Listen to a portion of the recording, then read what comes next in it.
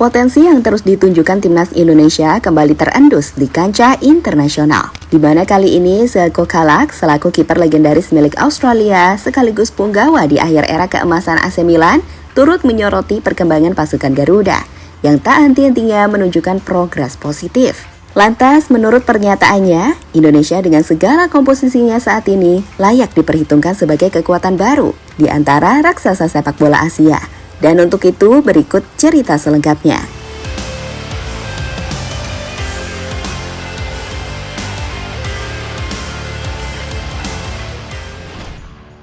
Usai mengukir sejarah di Piala Asia dengan lolos ke babak knockout untuk pertama kalinya, timnas Indonesia pun semakin dipandang di kancah internasional.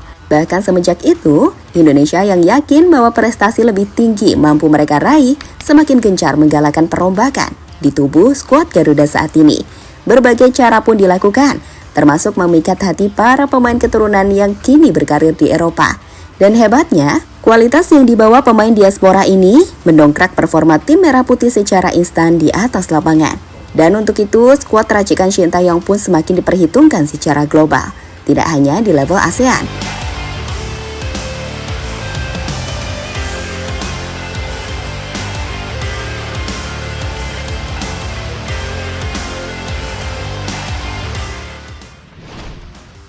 Dan terbaru, Zeljko Kalac, salah satu alumni generasi emas AC Milan yang ikut mengantar raksasa Italia itu merengkuh gelar UCL terakhir mereka. Di tahun 2007, turut menyoroti kiprah skuad Garuda akhir-akhir ini.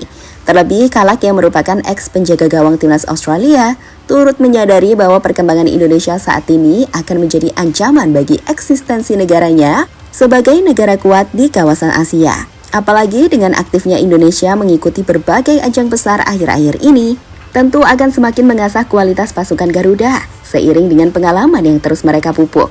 Lantas dengan hal itu, Indonesia secara perlahan mampu memperbaiki rekor buruk mereka tiap kali bertemu Australia di babak ajang kompetisi.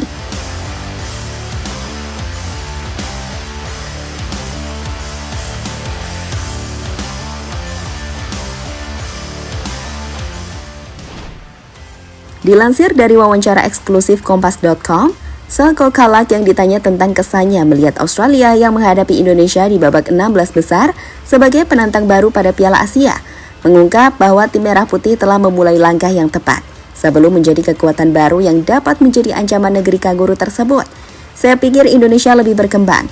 Banyak negara Asia mengalami banyak perkembangan. Namun pada kenyataannya sulit untuk bersaing melawan tim yang lebih bagus dari Anda. Ketika pemain bermain di level yang lebih tinggi dibanding pemain lain, sulit untuk menandinginya. Namun semua negara Asia saya pikir berkembang. Ujar Kalac yang turut membahas perbandingan level pemain sebagai penentu sebuah pertandingan.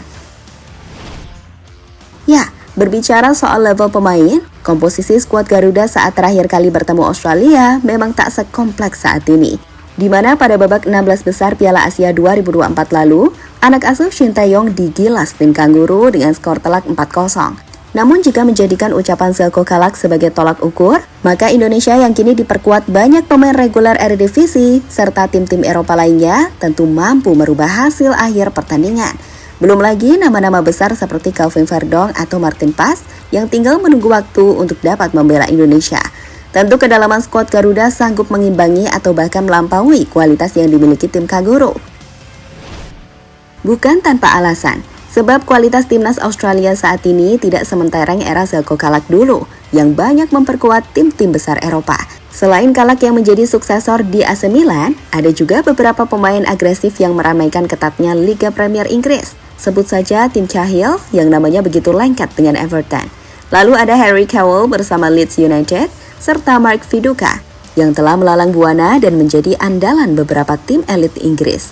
Berbanding terbalik dengan komposisi timnas Australia saat ini, di mana bintang sekaligus kapten mereka Matthew Ryan gagal bersinar bersama Arsenal dan harus dipinjamkan ke berbagai klub.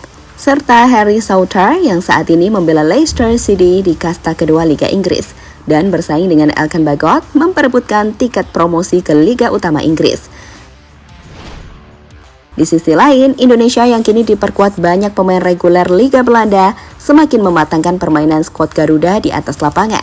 Sebut saja Tom Haye yang menjadi jenderal baru lapangan tengah, serta Ragnar Oratmangun yang menjadi solusi lini serang Indonesia. Lini bertahan tim Merah Putih juga diperkuat oleh Jay Itzas yang kini sedang berjuang membantu timnya Venezia promosi ke Liga dengan sistem pertahanan terbaik Serie A. Belum lagi defender elit seperti Kevin Dix yang sudah tak asing dengan atmosfer Liga Champions, juga dikabarkan tertarik bergabung dengan timnas Indonesia.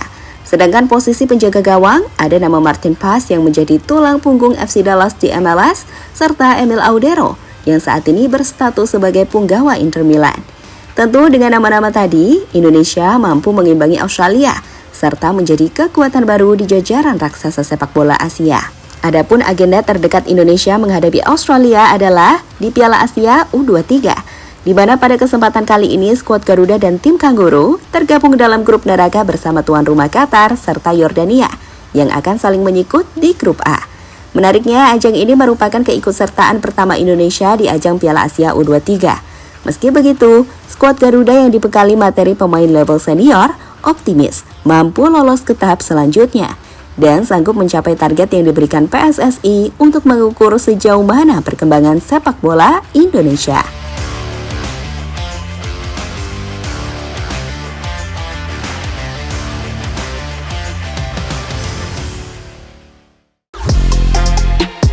Halo, izin iklan sebentar ya guys. Jadikan ruangmu bernuansa timnas. Temukan beragam poster dinding, sepak bola dan timnas dengan desain menawan, kualitas premium dan harga yang tidak akan menguras kantong. Segera klik link Shopee di deskripsi video ini dan dukung timnas dengan sepenuh hati. Mulai dari dinding rumahmu.